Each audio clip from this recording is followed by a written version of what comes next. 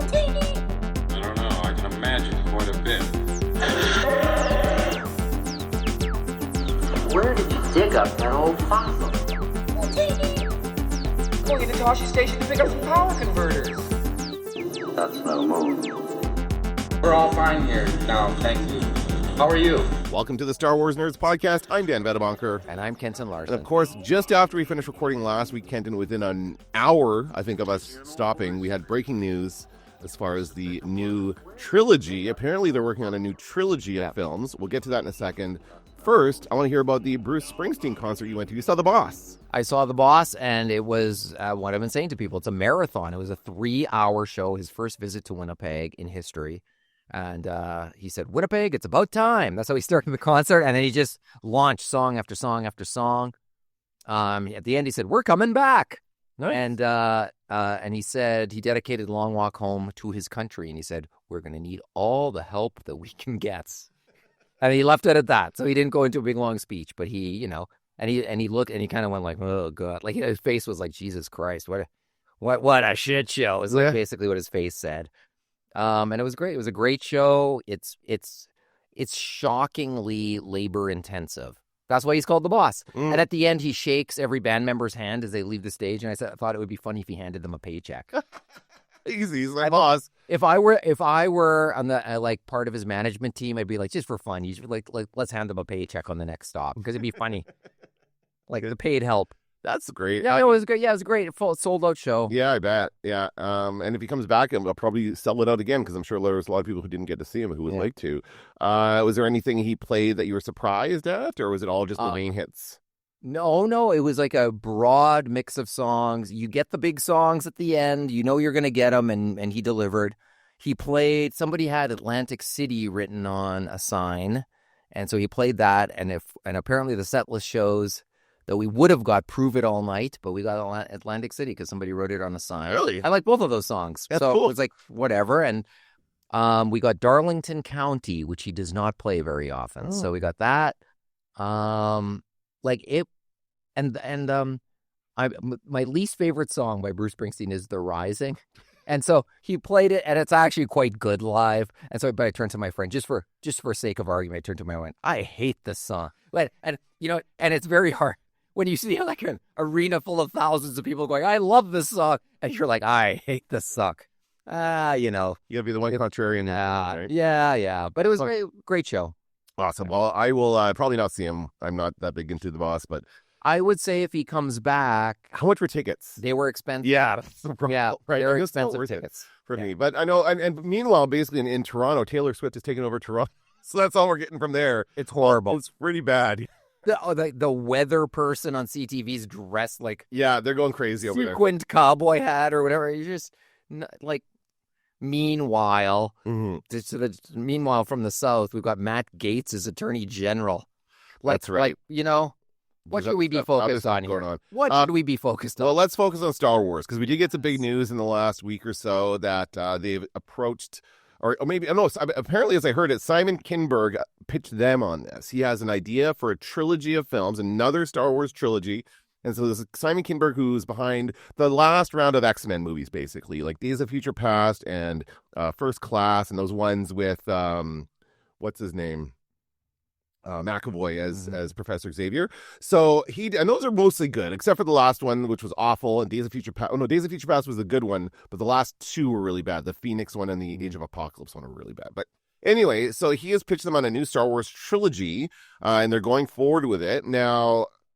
And so there's a piece published in the Hollywood Reporter about this, and apparently there's some internal grumblings at Lucasfilm, and there's a bit of argument over whether or not this trilogy should be centered around Rey as the only living character that has any kind of weight, apparently, in this Star Wars universe, which I disagree with. The premise of the Hollywood Reporter article is wrong. Rey is not all we have. We have fucking The Mandalorian and Grogu, which it mentions that, but it just kind of brushes it to the side. So it seems that Lucasfilm is under the impression that they want to, like some people at Lucasfilm want to keep going with the Rey, Poe, Kylo Ren stuff. Maybe not all those characters, but certainly Rey would be in it.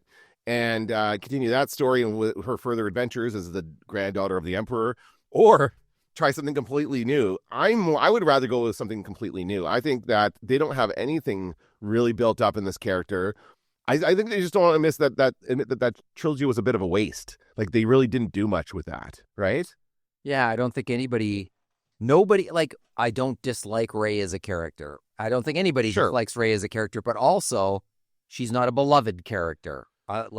She's not a replacement for Mark Hamill, who is still with us, and who they never should have killed off. Well, and that's the thing. And this article makes a point of saying that every other main character in Star Wars, except for 3PO and R2, though, they didn't mention the droids, are dead. So that they can't come back, or they have to come back in ghost form. They're going to come back as a Force ghost. Or we do like a prequel or a flashback or something like that, right? So that's the problem. So they don't have a lot of new and popular characters going forward. But that's okay. I think they just start with what they have and build from there. Like that. I don't know that they need to come at us with another trilogy. It's so the article itself talks about the grumblings at Lucasfilm and the disagreements, and nobody's sure like where to take the cinematic universe. But the Mandalorian and Grogu are the most popular Star Wars characters in recent times, and there is a movie coming out with them. Not 2026 though. That's kind of disappointing. Yeah, I know, but or was it? No, it's 2026. Oh, yeah. I thought it was 25. No, it's not next year. Okay. Oh my goodness. But that's probably good because it's going to be like a big blockbuster. I think. I bet it will be. Yes. And I also think a trilogy of the Mandalorian and Grogu. Are you kidding me? I think people would love it. You could explore different time frames.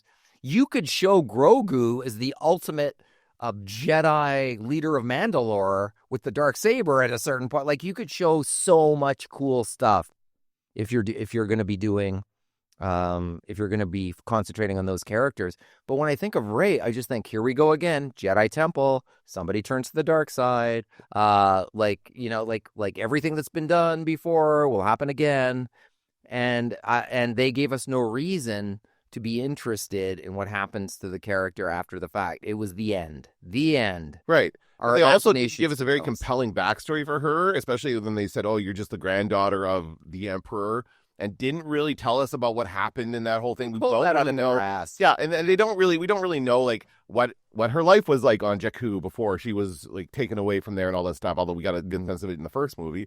But it's just not like, I don't see it as being that compelling, and I don't think they should go with it just because she's already an established character. Establish new characters. That's what you do. Now, it's true they've been like having a few missteps with things like the Acolyte, which and Ahsoka, which weren't great series and not really widely acclaimed. But they've also had some great stuff like Andor and the Mandalorian and Grogu. So they've had some really good stuff, but also some really bad stuff, and that just happens. And I think they really get worried about the bad stuff, and like they're so like scared of making bad content that they're afraid to put out stuff, right? And they see all this other stuff happening in Hollywood. They see the theaters are collapsing. That's another reason why they've been hesitant. It's been 7 years. It'll be 7 years, between Star Wars movies, because we didn't have the Rise of Skywalker was 2019. So that's the longest we've been without Star Wars movies since. But that's good because it does build up demand. It does, and not to mention, people love Andor. They love maybe it's not the most viewed one, but it's the most passionate fan base. The best one. It might, yes. And when I see the preview for the next season, I'm like, holy crap, that's good. What's wrong with getting Tony Gilroy to keep it run? Like whatever time period you put him in, he's going to provide something of that quality. Let's go for it. Let's do some more with him. I don't buy the premise that there's no good Disney Star Wars. There's been lots of good Disney Star Wars. I just think people are bummed out. Like the Acolyte was a bad place to leave us last. And that, if anything, that's why people are kind of bummed out about it now. And the trilogy ended on the weakest film, the weakest of the three films. And arguably, I guess, but it's pretty weak. Like there's nothing. That's not storytelling. I don't know what that is. It's like fan service, I guess. And fan service, but nothing that any fan has ever asked for. Right. So I think they're focused on the wrong thing if that's what they're focused on.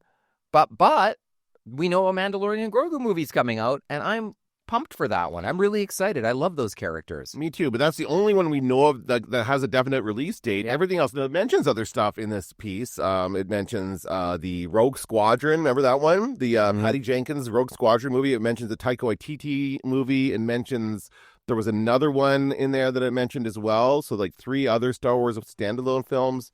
And the thing about the standalone films is that, yeah, they think that Rogue One and Solo were a failure, but I think they're both good movies. And those were like, of the Disney era movies, those are among the best. I think those are better than my favorite of the standalone are better. They're better, but my favorite, I like The Last Jedi. I think The Last Jedi is a good movie, but yeah, I don't mind it. Yeah. I think I certainly prefer the standalone films, and I think that is the future. They should be looking at standalone films, or if they're going to do a trilogy, like do it the way they did it in the first place. Make a movie, see how people react to it, and then make a sequel if it's popular. And that's what they did. They were always playing, like they had low budget sequel option for Star Wars they were going to do, right? They had a low budget and a high budget in case it wasn't a success. But wait to see. Don't plan out all this stuff in advance, because that has not been working very well for them. The Mandalorian and Grogu are your best bet at this point. And I think people would have really liked to have that 4th season. And maybe, who knows, we might still get a 4th season. They've not said anything about that. But now I'm worried about the gap we have. So they announced Andor season 2 is going to be in April. So now we have Skeleton Crews next month.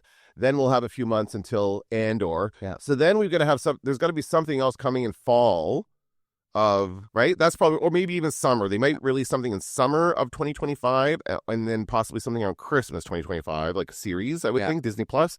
Because The Mandalorian Grogu, that's the next movie coming out. That's going to be summer of 2026. Yeah. That's the next Star Wars movie coming out. So that's a long way away still.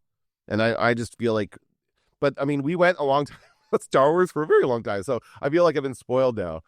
But we never had TV versions of it. Yeah. That were really good. That were good and technically. We had locks and droids and that stuff. Right. So we've had, it's not like there's been no content. It's and in fact, I think a lot of the content has been quite good, as a matter of fact, but it's different when you're not going to a theater for the experience. Mm-hmm. I finally saw Deadpool and Wolverine, and I thought it was fine. I thought it was good, but I didn't think it was incredible. You finally saw it because it came to Disney Plus this week. Right. So I watched it, and based on everybody's saying, like, this is the world's greatest they've got their mojo back. I was like, it's good, but did it blow me out of my seat? Not really. The villain was kind of weak. Yeah, agree. My girlfriend watched it. I've not watched it again since it came on Disney Plus. My girlfriend loved it. She watched it again. She's like, I love the opening credits. I'm like, I didn't. I actually hate the opening credits of the movie. When they it's a good joke, but it goes on too long. Yeah, it's a long joke. Yeah. But anyway, but yeah, and part of that is the hype, right? You go to see it in the theater, it feels different. You're part of the crowd, and you're into it, and that certainly changes that experience. I'm looking forward to Star Wars in the theater. I miss it. I wish they would find some way to show these series in the theater, because the special effects and everything is just as good as it always is. Like, the quality is always good. But yeah, I don't know. It's weird to think of them arguing over this stuff. It just seems like they don't really know what they're doing. Right? It's kind of scary to think. They should know what's popular. I mean, they have streaming numbers. And it's clear that we know numbers aren't everything, right? There's the passion for Andor. There's not a soul on Earth who's seen Andor who doesn't like it. I know. And then that one didn't get as much play because it wasn't a popular character. But they, I just think they seem to worry too much about people not liking the stuff they don't like. You know what I mean? Like they're I think the reason why they're hesitating on this is because of things like the Acolyte, and because that failed and it didn't do as well. And so they're like taking risks on these different show creators, and some of them are good and some of them aren't. And they're worried about this next movie being what it is. Like, if it might not be good. Someone's or quoted. People won't go see it, really. That's all they care about, is people won't go see it in the theater. Sorry. No. Somebody's quoted in the Hollywood Reporter saying they're basically asking you to create the New Testament. Right, because the original trilogy is the Old Testament. Right, so which is difficult to do, of course, and it's you need to do it well. It can't just be, it can't just be an afterthought. It needs to be planned out. But you're right, the original Star Wars was a standalone film, and it was successful. So then we got 2 others by the same person who overseeing everything, and with new directors each time, but everybody loves that original trilogy, and that's the model for how it can work. Mm-hmm. I think when you're rushing filmmakers, and I do think that in the later episodes, those filmmakers were rushed. Yeah. I don't think they had time to make lots And that's of the other part about it, is that they're making this, like, I don't know what the schedule was like back in the 80s when they were making the original movies, but they had, like, I imagine they had, like, theatrical releases years out from when they first start every 3 years. Well, it was every Yeah. 3 years, but and they took their time Yeah. between movies. Now they took 2 years between movies during the trilogy. Yeah, that's right. Right? Cut it down. They cut it down, but they also because didn't they do every 3 years between the prequel trilogies, the movies? They did 3 years for that. It was 99, 2000, That's right. right? Yeah.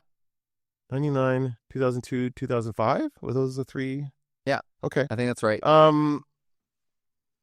Yeah, and I mean it's rushing. It's also like, trying to get the next product out so they can make money, and I don't know. It's just they need to kind of scale it back and focus on one project at a time. The product is coming out at God knows, like, it's very poor marketing in terms of product aligning with content. Yeah. Like, there's no, like, when you're watching something that you love, you want to go out and buy the figure then.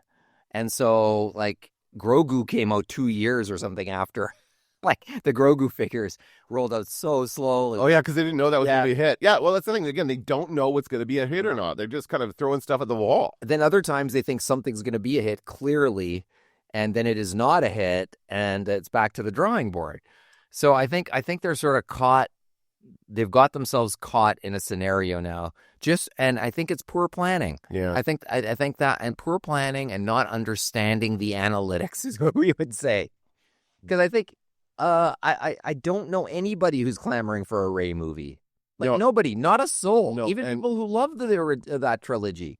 I don't know anybody who loves that trilogy. I'm trying to think about it. Well, when you listen to lots of podcasts, those folks exist. Sure. They exist, but there aren't tons of them. And I just don't see, and I have no objection to there being a female character in the lead role. I don't think that's the issue whatsoever. I just think that story is played out. It's done. And even if we accept Rey as training Jedi, which of course is where the story would go, even if we accept that, then okay, fine. That's what Rey is doing. Let's tell a different story at the same time. And I think Rey would be an incredible surprise in a film. I think people would be blown away if she is a surprise. But I don't think they're going to go to a movie. Well, I just think that I think people are more interested in the Star Wars universe is what is happening in the larger universe as far as the timeline goes. And after the Empire is done, they beat the Empire in the present day, so quote unquote present day of the Mandalorian. That's what we're talking about right after Return of the Jedi. This is what the era people really want to know about because it's in that 30-year gap between. Right. They don't want to go 30 years in the future. They want to stay in the present. And you can only do that with like new actors because everyone else is aged, right? And you're going back in time. If it's a good story, I think we're going to be okay because we know the budget's always good. It's a healthy budget. It's good special effects. That's not even an issue anymore. No. Now it's the storytelling. It's the writing. It's the thing that's hardest to do, but needs to be done before you do all of that other stuff. It has to be. If they've hired Simon Kinberg to do this, they need to hire him and trust him to do it. Right. The last couple of X-Men movies were shitty, but I don't know. I know that's concerning. Like he didn't produce all perfect films there. But I mean, if he's done this kind of thing before, he has put together multiple films in a kind of a cohesive way. So he's got experience in this. So I say they should just trust him to do it, leave him alone, don't mess with him, and hopefully it comes out okay. What else do we want to talk about? Oh, we forgot to talk about it last time, but you met the star of The Rise of Skywalker, Dennis Lawson. Yes. This is his big cameo when he comes out of hyperspace and saves the day. Did you talk to him about that? I did. I did two things. The first was I went to get I paid $80 to get his autograph. Right. But that's pretty expensive for Yeah. Wedge. But I also love him in Local Hero, which is one. Love that movie. Yes, Yeah. one of my favorite movies. So I brought my Local Hero DVD, and he signed his face is on the back of it, and he signed his name under it. And he said, "I'm so glad you brought this." He's got a beautiful Scottish. I can't do the accent, but it's a beautiful Scottish accent. He's like, "Local Hero is my favorite movie I ever made," and so we had a little chat about that. And then I went to the seminar with him and the woman who's the witch in Ahsoka, who, as it turns out, she's Bruce Lee's niece. Oh, Did you know? I didn't know that. And though her witch character, I can't remember her name, but though her witch character looks like Which witch are we talking about? the main witch, friend of I can't think of anybody's Friend of name. Thrawn, like the one Yeah, who's friend working of with Thrawn. Thrawn, Okay, yeah. okay. Yeah, so she was in town with Wedge, and it turns out the two of them are friends because they've done so many so much stuff together, and she is a delight in person. Like not at all. Like her character is kind of a stick in the mud, but her personality is fantastic. She was having a good time with it. She was like happy to be there. So they do the panel, and they're telling stories, and they're like, get in line if you want to ask a question. So it's like, sure, I'm gonna go ask a non-Star Wars question of a local hero. That's what I'm gonna do.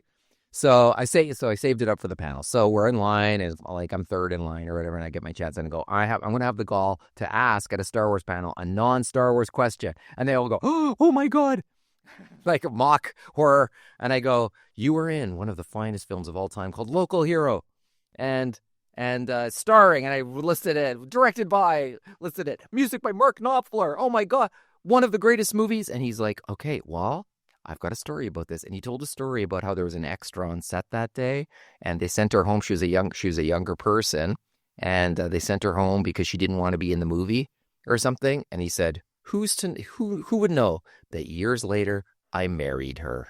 And so he's now married to the person who was an extra on the set of Local Hero. Set of Local Hero. That's interesting. And yes, and so it was a good story. And then the moderator said, give that guy question of the year or whatever, because it actually ended up, and the woman who plays the Witch of Dathomir was like, I love that movie, Local Hero. Like, she's like, I love it too. Like, everybody loves that movie. So it was a really nice, once again, really nice panel. There was, in the lineup for questions, there was a guy dressed like the Riddler. All right. And so it's his turn next. They go, we only have time for one question. There's a young girl standing behind him, and the Riddler goes, oh, I'm sorry. And he gets out of the way, and he lets the little girl go. And everyone's like, the Riddler just did the nicest thing. The villain from Batman just did the nicest thing. He let a girl go to ask her question when there was only one left. It was very nice. It's funny. Yeah. So it was great. It was really nice. And Dennis Lawson seems like a nice guy. And if anything, the panel was obsessed with something. The audience, they're obsessed with, why is your voice different in Star Wars? You didn't know? And he didn't say. Yeah, it was kind of like, he's like look it up, kind of like it was a little bit like, why is your voice different? Well, why does it sound different in that one? Like, and he doesn't go, look, George Lucas dubbed it, okay? Like that's what happened. Okay, did anybody ask him about his nephew?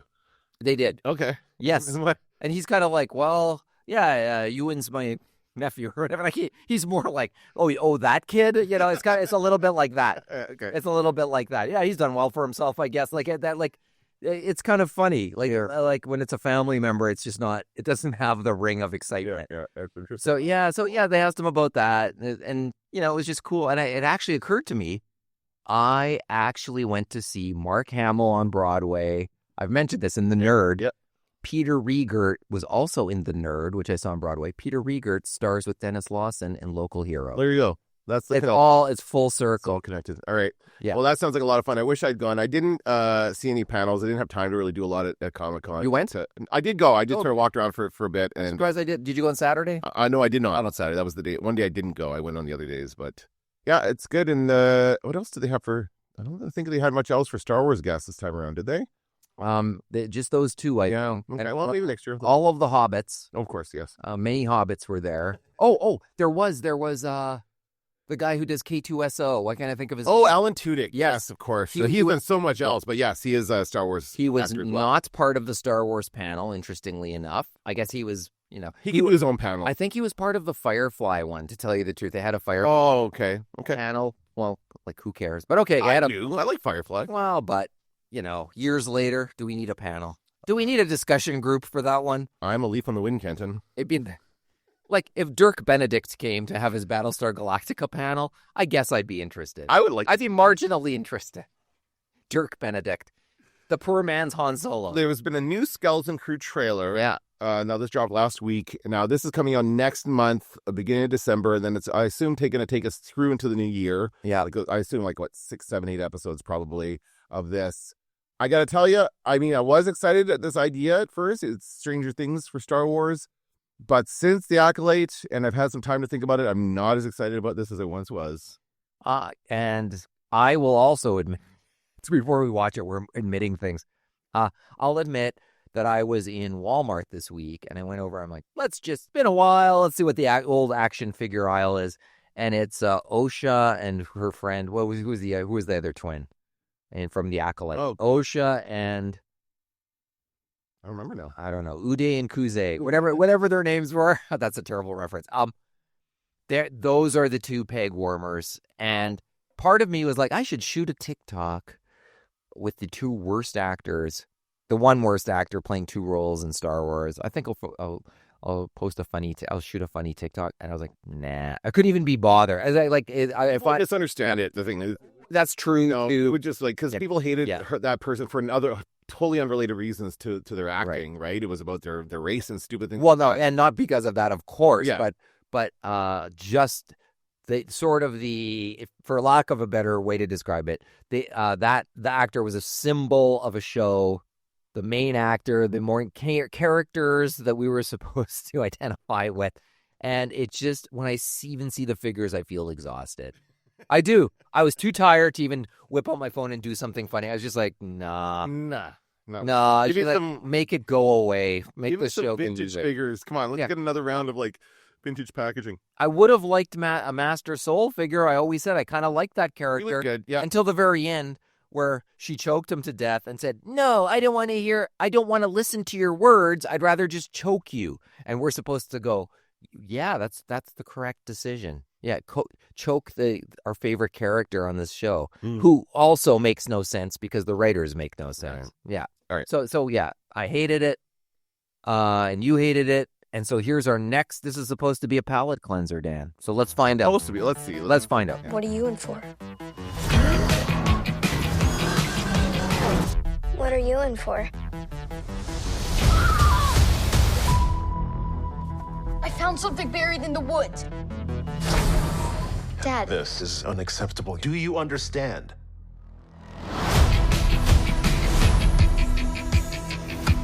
What do you think it is?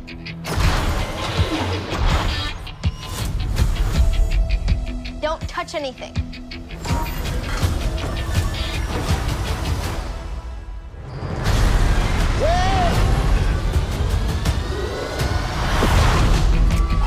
What did you do? We're lost. Really lost. Stay together. We just need some directions home. Come on, kid. Pay up. Whoa. Where'd you two find an old Republic credit? Over here, quick. I'll get you home. We'll make a partnership. But we have to move fast. I need you to take the controls. Okay. Neil? Neil?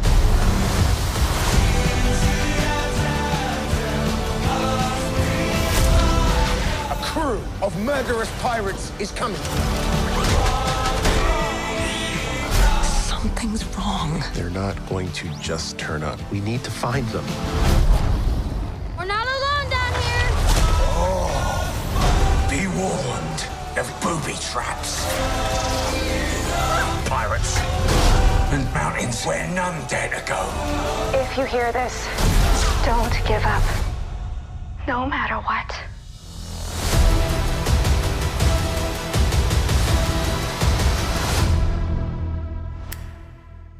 2-episode premiere. Okay.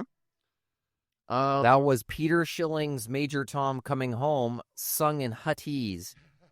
I did not know that it was sung in Huttese until I looked it up online. Oh, if I got that. I could kind of hear the hints of it in the early. I thought at first it was just original songs for the trailer, but yeah, I could hear parts of it, and then it kind of comes to the end. Is that the first rock song? Oh no, well we had that terrible song to close out the Acolytes. That whatever that hit single was supposed to be, the non-hit single, right? Whereas, is this the first repurposed? I feel like song. I don't think I've ever heard like a popular music song in a Star Wars trailer before like this. So I feel like, but it is very much bringing forward thoughts of Stranger Things, but also the 80s. Like Goonies feels like Goonies. It's the gang of kids genre. Yeah. Right. Which is like, and not just Goonies. It's Explorers. What was the one with the Monster Squad, right? There's a bunch of these in the 80s, and they still kind of make Adventures in Babysitting. Yes, not unlike that.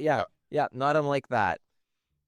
So that's what this feels like to me, not just Stranger Things, and it feels fun. I gotta say, I'm kind of excited because part of me, as a kid, would have loved this. Like, as a kid, I would have loved to see a story in which a kid gets to explore the world of Star Wars. They stumble across a ship and they turn it on and it works and they fly off. Like, come on, this looks like a lot of fun.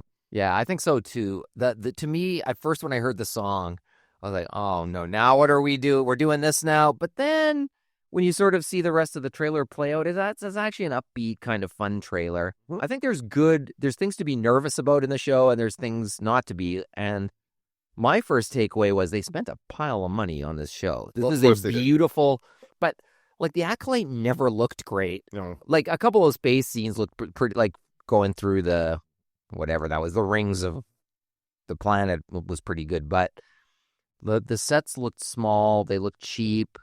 And there wasn't enough variety is the issue with that one, right? It was all like taking place in hallways and nothing, like it was all in the same place. This looks like it's in a variety of different places. There looks like a bunch of different things happen here. Expansive. Right? They have to they have to figure something out. They have to have Jude Law help them, I guess. Well, he's going to be, we know he's going to double cross them and the kids are going to learn the value. Is this like an Oliver Twist thing? Is this like I'd say Artful Dodger? Okay. Yeah, or what else is name? Not the Artful Dodger. Who's the other guy that's in charge of the gang? In Oliver? Fagin. Yeah, that's it. Yeah, but when he says, I can get you, but we have to make a deal. Yeah. You're like, forget it. Yeah. Anyone who wants to make a deal in Star Wars, you got to watch out for. Let's make a deal.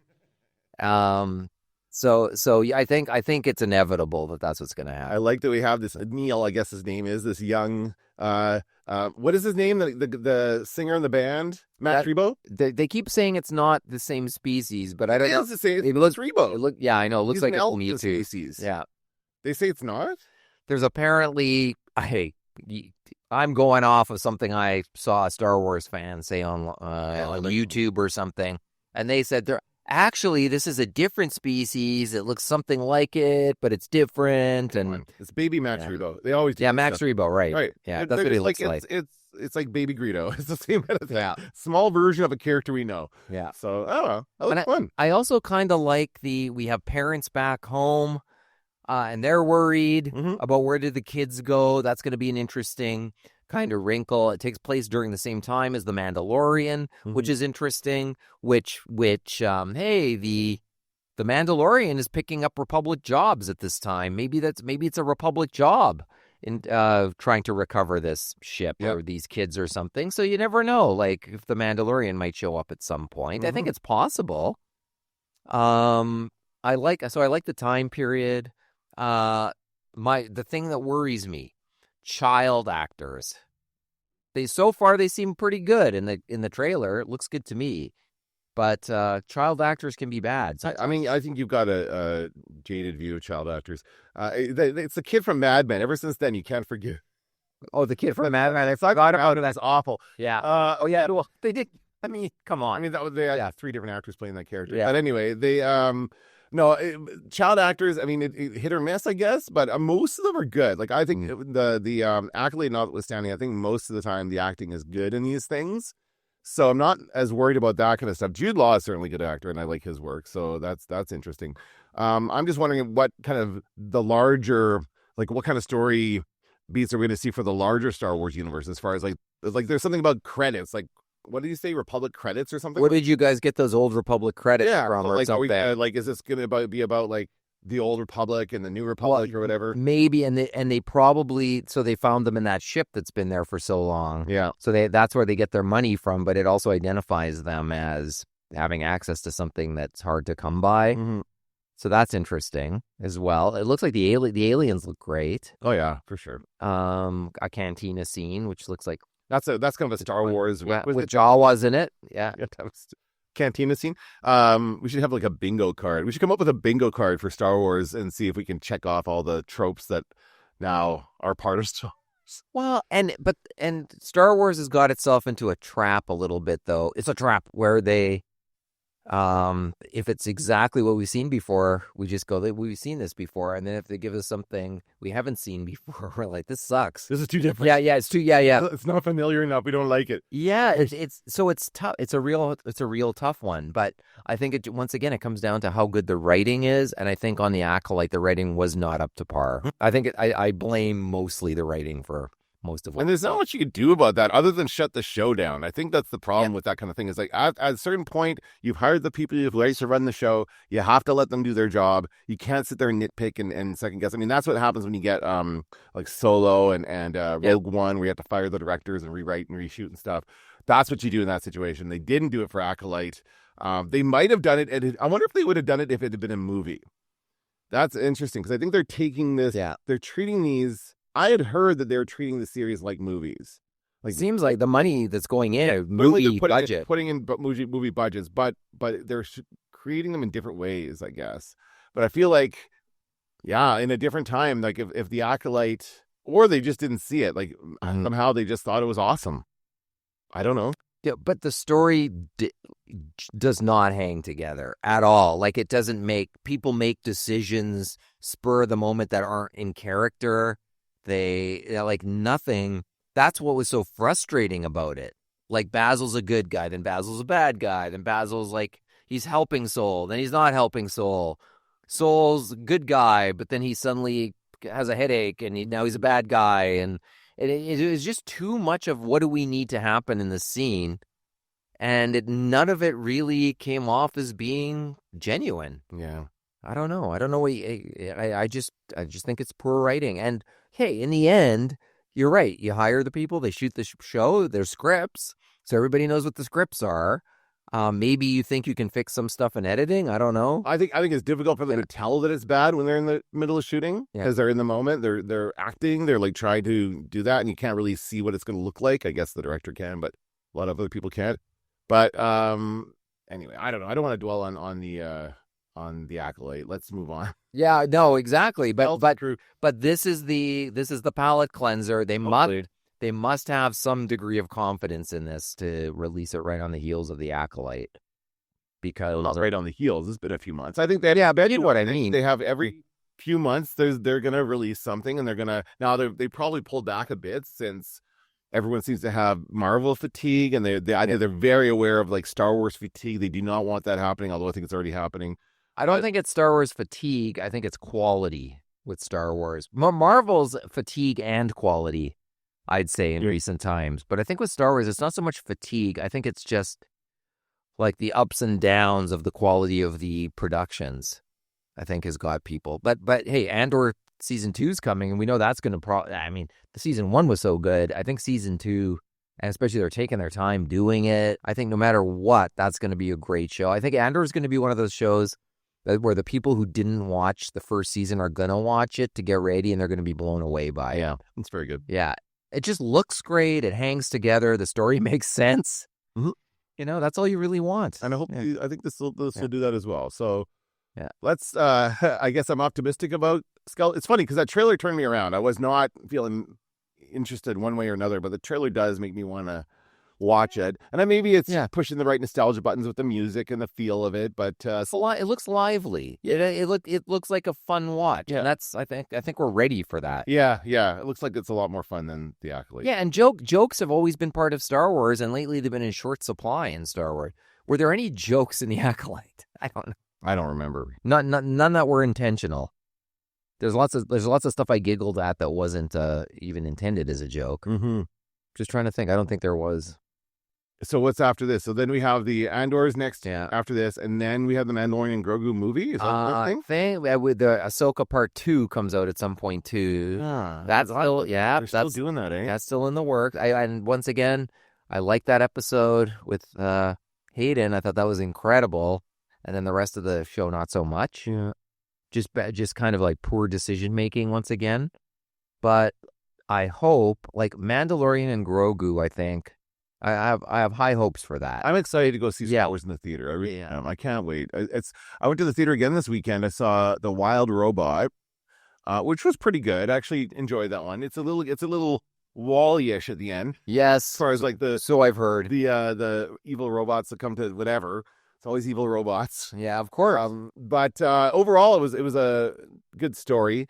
And I want to try going out to the movies more. I know, like, I don't go as much as I would like to, and I'm going to try and make an effort. That might be a New Year's resolution for me, actually, to try and go to the movies at least once a month. Yeah. And so I'll go see something. But, I can't wait to see Star Wars in the theater again. It's going to be a lot of fun. Yeah, oh no, I'm looking forward to it, and those are the most popular Star Wars characters since the original trilogy, the Mandalorian and Grogu. That's why it's called the Mandalorian and Grogu. Although it wouldn't surprise me if they do end up putting a subhead, Mandalorian and Grogu in, I think that'll be for the next one. and the Temple of Doom or whatever. That's for the next one. Like I know they did that with Indiana Jones, but I think that was deliberate because it was like a tribute to the power of those old serials. Right. So I don't know if they'll do that for the first. Well, they're not. They've already named the movie. And I think if they do a second one, they'll do a subtitle or something like that. But anyway, I saw people sharing some new figures. Speaking of Ahsoka and Anakin figures from the Dust Bowl scene. And I can't remember who made the figures, but they look incredible. They look like really great figures. Okay. And as I say, that was my favorite episode of Ahsoka. So now it's immortalized as action figures. So I might, if I saw them, I might buy them. Fanatical's 14-game Star Wars collection is 87% off for the next 24 hours. Oh, wait, that was posted 24 hours ago. Oops. Too late. Thanks, Flipboard. Have you tried? I've heard that the Star Wars game is not good. The Outlaws or whatever. It was a bomb. Yeah, it did not do well. Well, you know what? Once again, it's the main character. We don't know who this person is. Like, give us a character. Like, if this was the Mandalorian in the same game, you know what we would have had? Everybody buying it, and I would have bought it because I want to be on that adventure. When you're introducing these background characters, creeping around, like, oh, at a certain point she's in Jabba's palace or something, and but you're not a main character. You're not. If you're a main character, you would have been in the movies.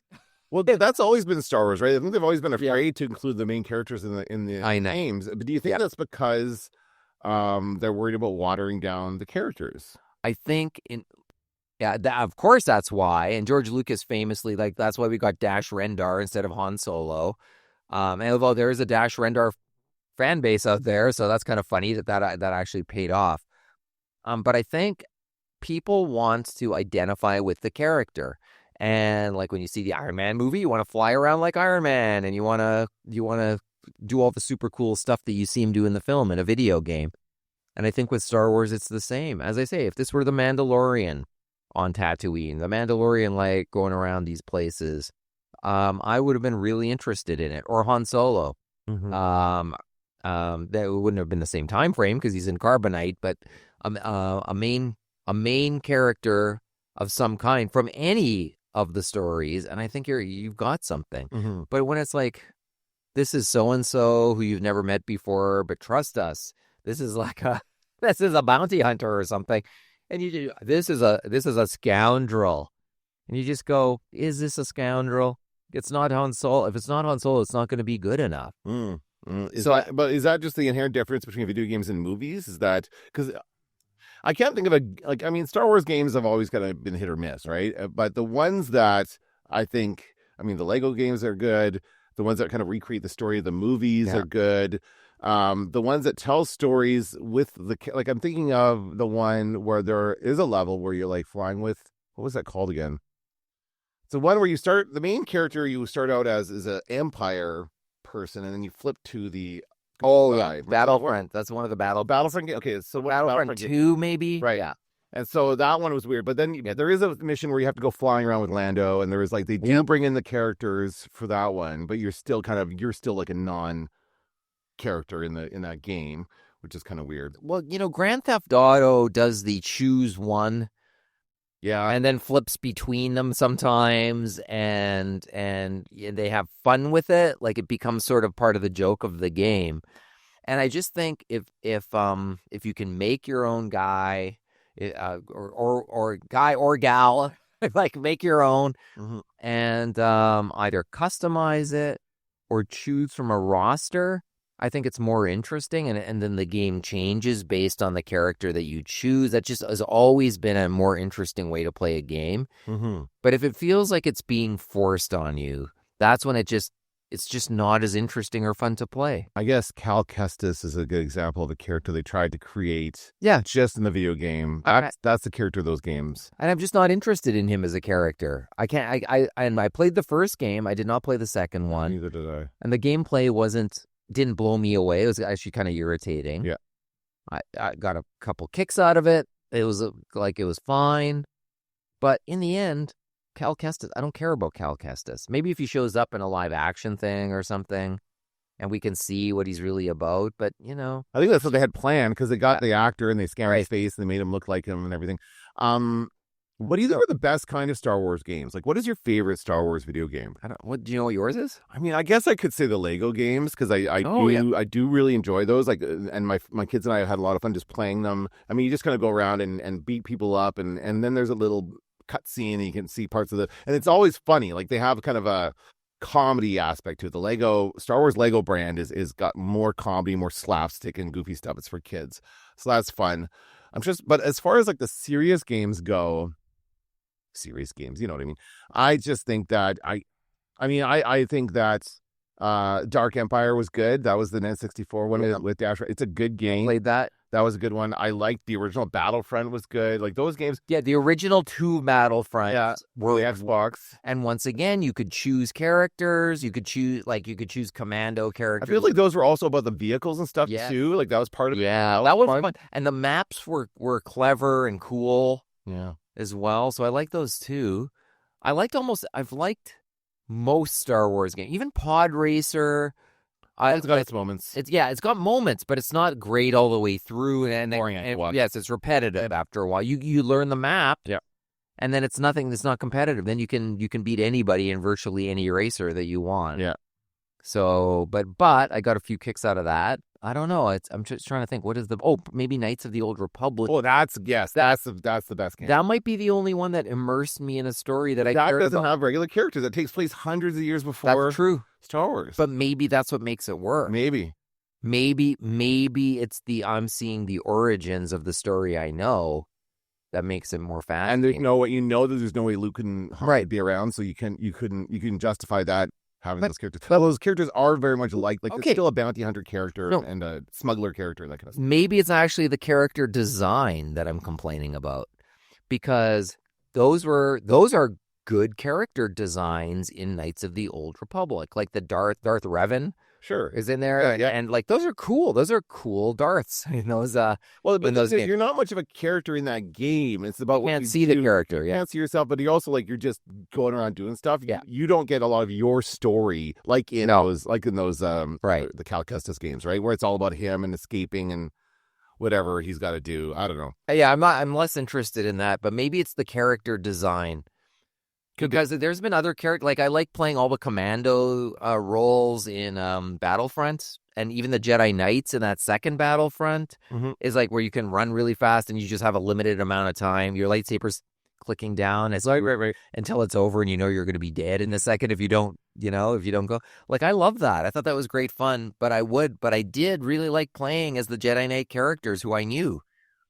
There's always there's a part of the Lego games where you have to fly in the speeder, the Hoth level, and you have to around the. Yes, that's fun. I like that. And I also like the games like the flying games, X-Wing, TIE Fighter. Those are good games. Me too. As well, right? Those have always been good.